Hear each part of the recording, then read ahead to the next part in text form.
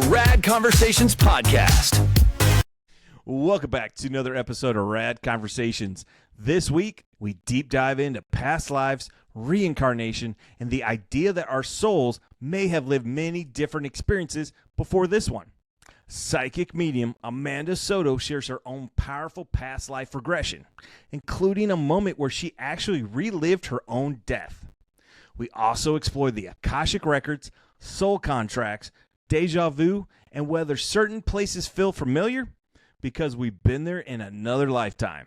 All that and more coming up on this episode of Rad Conversations. And remember, if you enjoy the show, please like, subscribe, and share. All right, let's dive in. So, Amanda, do you believe in reincarnations? Yes, totally. Mm-hmm. Have you pursued that at all? Have you seen any of your past lives? I did that past life regression, and it was pretty interesting. I've kind of figured out some things. One of the most interesting things was she took me through my own death on that past life regression, and just the power of that was so intense, and I couldn't even talk about it for days. I was crying. So I feel like I got a glimpse of what it's like when we transition, and it was freaking phenomenal. And, again, so powerful that I couldn't even talk about it for a few days without crying. Can you talk about how long ago was that past life? And oh, gosh. One of them was, I was like a caveman or something like that. And this like big woolly mammoth came and sat on me. And that's why I get claustrophobic. Nice. That's a nice one. Yeah, ended up killing me, but So. Do you have any pets now? I do. But yeah, I'm trying to think. Somebody else told me I had a past life in India, and I had some kids die. And I was like, oh, that's why I'm so afraid. I mean, I don't know if that's why I'm so afraid of my child dying. I do resonate deeply with India, and I've always wanted to go. And I love the music. I've studied some of the music, and I've always wanted to go. So hopefully before I die, we'll go to India. But usually if you have certain connections or feelings about a particular place, that often means that you've been there before. Or sometimes you stay and you're like, I've been here before. I know this. I know what's over here or over there. It could be a past life that you have. Have you had any deja vu like that? No, unfortunately. No, I mean, I have deja vu all the time, and sometimes I'll have deja vu from a dream. So that's pretty cool. Nice. I'm fascinated with all of that stuff. And I was reading, do you know Brian Weiss? He was, I don't know if he was a scientist or a doctor, but he would hypnotize folks, and then he realized they were going into their past lives. There's a great book called Many Lives, Many Masters, and he's got a lot of stuff out there too. And he's just amazing. But I love all of this. And I've done some Akashic records because that's kind of what it is, right? Like, what are your past lives, The only thing that's really hard for me with Akashic records or past lives is like, you don't have, there's very little resonance or confirmation. Like, how do you know it's real, right? Like, But if I feel like you said, if there's something that really cuts and speaks to you, that will hit. Like, I had a TikTok past lives reading with this gentleman, and he said that I died at 45, and I'm 46 now.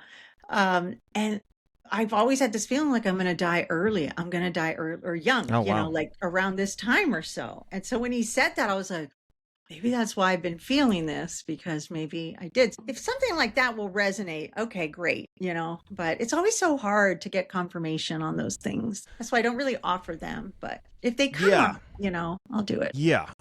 And when I had my Akashic records read, the lady said I was over 5 million years old. Wow. My soul had been down on this planet over 5 million years. So there was a lot of different lifetimes. And she said my first incarnation down here, I was half fish, half man. Yeah.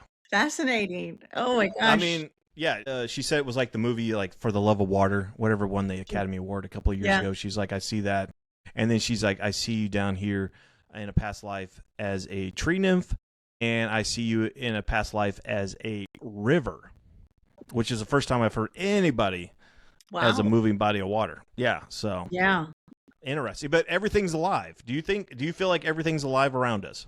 Yes. It's a hard thing to grasp, but in the telepathy tapes, they do have several episodes that do talk about this. And I think one of the kids in the telepathy tapes was talking about how crystals have energy and everything is energy around us. And one of the big things, and I've known this about plants or, things, but there's one about plant medicine, and I think in the second season, and how the plants talk to the certain folks to get, what they need to get healed or whatever. I mean, it's amazing. It's crazy.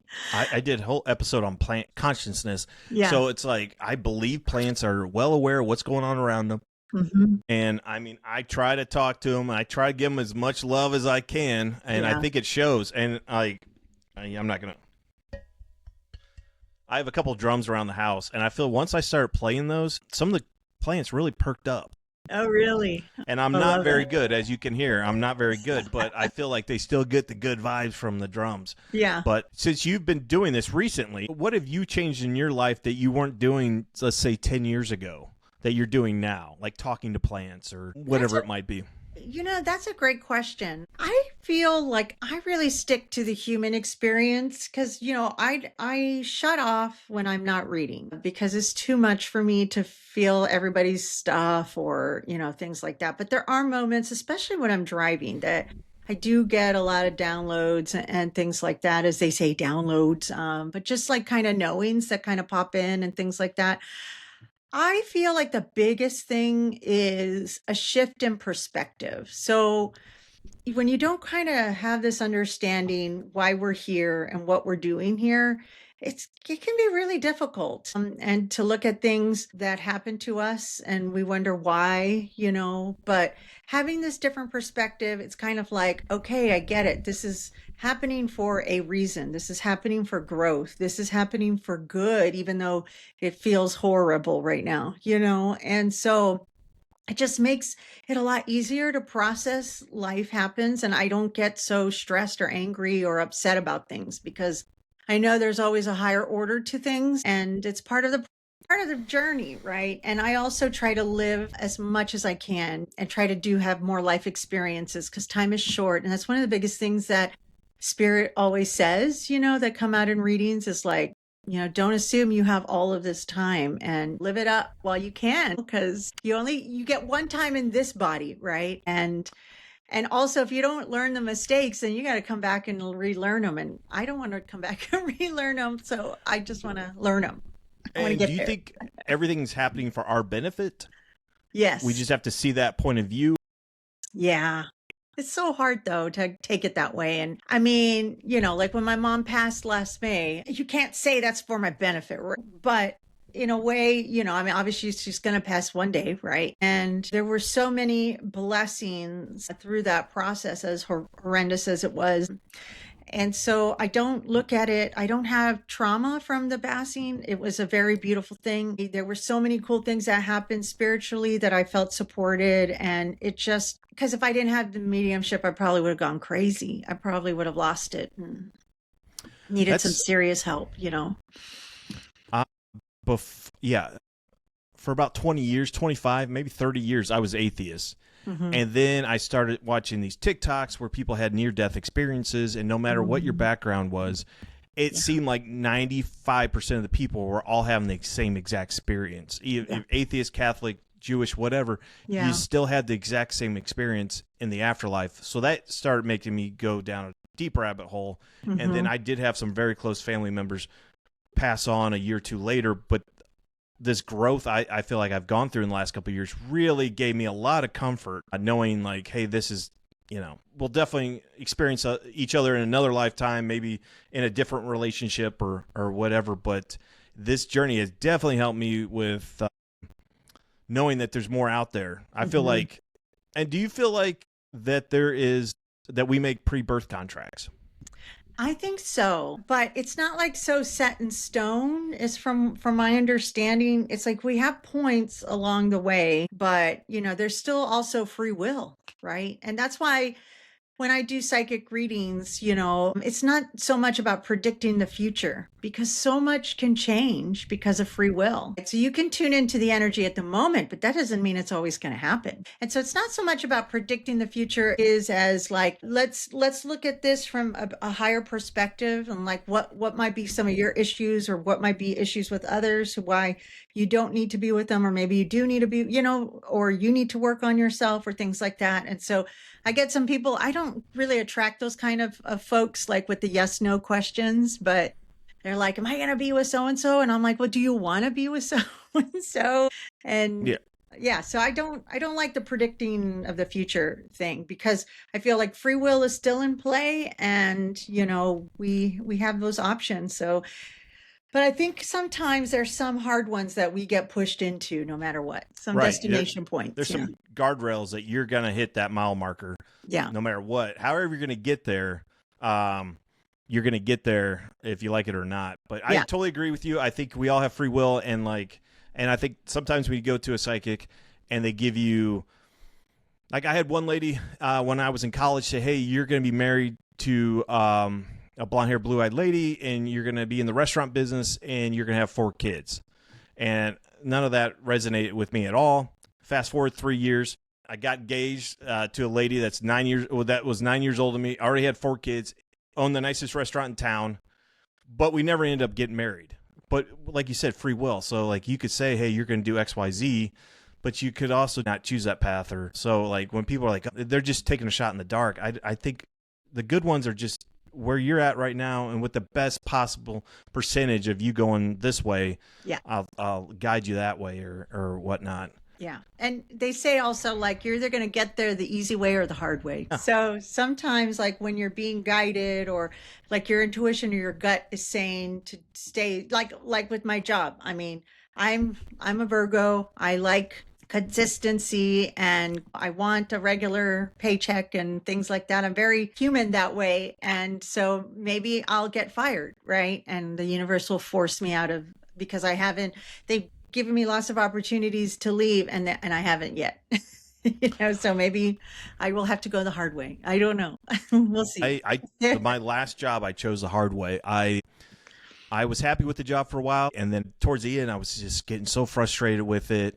Yeah. And I was like, I'm going to quit. I kept telling my wife, I'm going to quit. I never quit. Yeah. But then my body made me quit. I had a mini stroke and then my company fired me. Oh. But I think I manifested that because I would never take that step because I wanted that secure paycheck or whatever. Mm-hmm. And people are like, oh my God, I'm so sorry to hear that. I'm like, no, I think I did that for my own benefit. It forced me to take the next step. And like meeting my wife later in life, I'd been on Match.com. I met her on Match. I was on Match earlier, like early 2000s, and had a lot of fun, met a lot of people, didn't meet her, but then got off of dating websites for a long, long time, and then finally got back on, and I start reaching out to a bunch of people. Nobody would respond. And it was like, to me, I was just getting guided. Yeah. She was the first one to respond. Yeah. And we're in the same area. Yeah. New Braunfels, Seguin area. Yeah. And I feel like our paths had crossed. We were at different concerts together. She worked where I had some family at. And I think the universe was like, hey, enough of this funny business. You're going to meet and figure this out kind of thing. Like if you like it or not, this is the time it's going to happen kind of. That is so crazy. I met my husband on Match.com. Oh, yeah? How'd that, I mean, first date, second thing. Like it was early 2000s. I had a lot of fun. I had an ex. We dated for 2.5 years. And then I got back on and then I met him like 2 or 3 months later. And then it just went from there. But yeah. And did you know right away? Not quite, but pretty early on, and he was very different than anyone I had really ever dated. And, and we were very different. We were up in Seattle at the time. And so I was surrounded graduate people, graduate school people, and he was totally different. So yeah, but it was fun. And it was funny because my ex was a white bald man. And I said, I don't want another white bald man. And then I got a white bald man. So it was so funny. I love it. Recently I was thinking too, I grew up in Indiana and I was always attracted to dark skin, dark hair, and there's not a lot of that up in Indiana. But I just felt like there was certain things that I really like. I like the girl next door look and blah, blah, blah, blah, blah. And I feel like, was it just the universe guiding me right towards my wife? You know, I kind of feel like that's, you know, what you're kind of redheads, blondes, whatever you're into, it's just kind of guiding you, body shapes, whatever. It's just kind of guiding you to what you're going to end up with, you know. But like you said, you didn't want it and you got it. So, you know. Yeah. I mean, you just never know. I mean, you can want something, but that I needed something else, right? You know, and you can't help but who you love. It's the soul inside, right? Not what's really on the outside. Thanks for watching the show today, folks. And if you enjoyed it, please like, comment, and share. And like always, stay rad.